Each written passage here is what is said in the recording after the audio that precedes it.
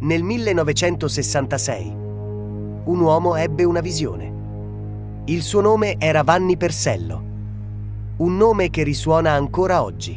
Costruì una grotta di cartapesta nel cuore di Artegna, un rifugio magico. La trasformò in un tempio della notte, un luogo dove i sogni prendevano forma.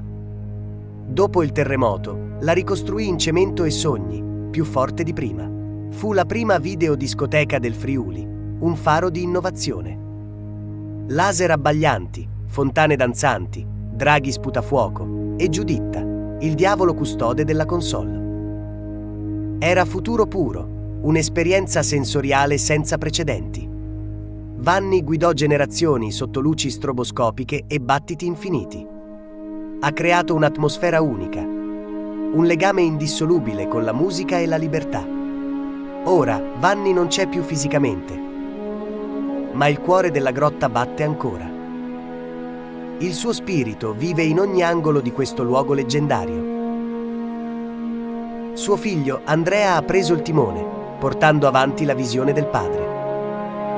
La leggenda continua, evolvendosi ma rimanendo fedele alle sue radici. La grotta.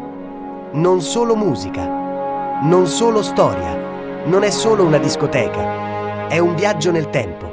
E tu sei appena salito a bordo.